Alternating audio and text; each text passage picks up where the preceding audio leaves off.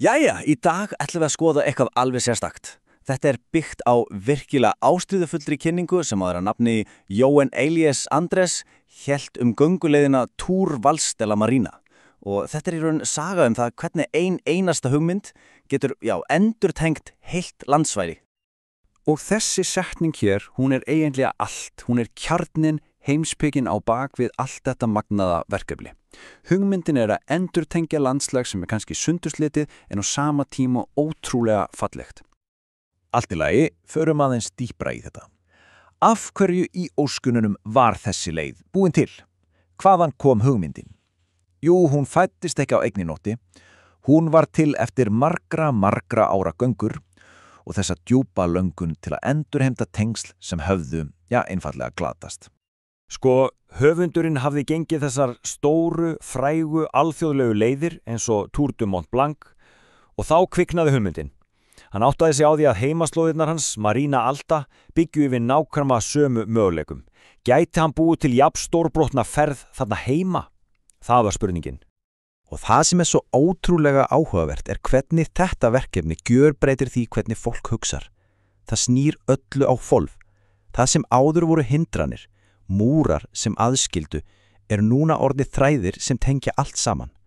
Dalir sem voru alveg einangraðir, nú þeir tengdir. Fornar slóðir sem voru næstum glemdar, þær fundnar aftur. Og landsvæði sem var raunverulegri hættu, það fær núna vörn. Jæja, en hvernig lítur þessi ferð þá út í praxis? Við skulum aðeins skoða tölunar. Hið líkamlega umfang á bakvið Tour Valls de la Marina. Allt í lagi, byrjum á lengdinni.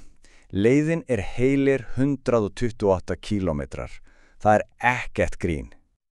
Og þegar kemur að hækkun þá hún yfir 5.600 metrar samtals. Þetta alvöru áskorun, það alveg á hreinu. En til að gera þetta viðráðanlegt þá öllu skipt niður í 6 þægilega áfanga. Og hérna sjáum við svo hvernig það allt smellur saman. Þetta í raun heill hringur.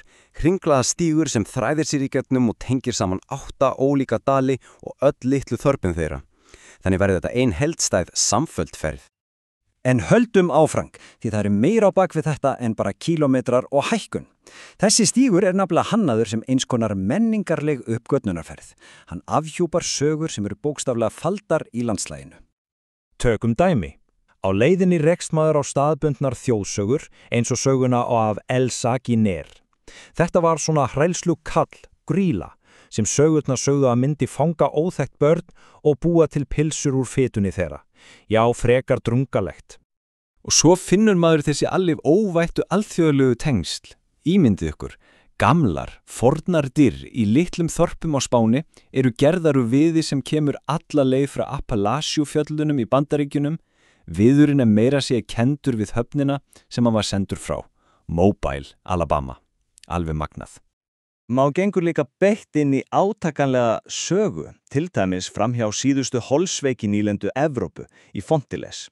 Þar trúðu heimamenn í alvöru að risastóru múrin umhverfis spítalan hefði verið byggður til þess að loftið, sjálft loftið, frá sjúkdómnum slippi ekki út. Þannig að máliði þetta, hvert einasta skref á þessari leið gegnsýrt af sögu. Allt frá Arleifð Mara og síðasta vígi þeirra við Kavald Vörd yfir í harðan veruleika 19. aldarinnar eins og til dæmis hrikalega kólerafaraldra. Sagan allt staðar. En það ekki bara sagan sem skiptir máli. Hönnunin á leiðinni sjálfu, hún alveg jafn mikilvæg. Hún byggir á mjög meðvitaðri heimspeki að hafa jákvæð áhrif. Hvernig þá?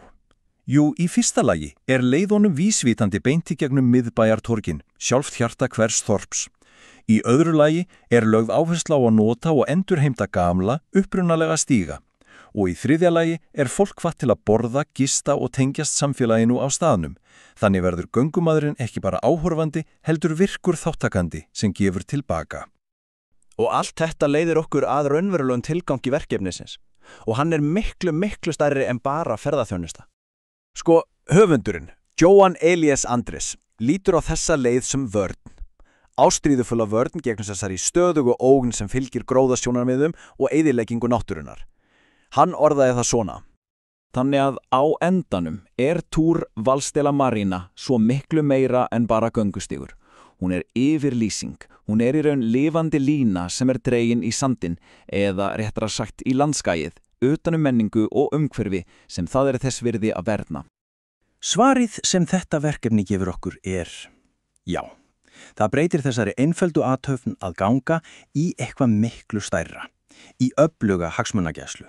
Og það skilur okkur eftir með þessa stóru spurningu til að hugsa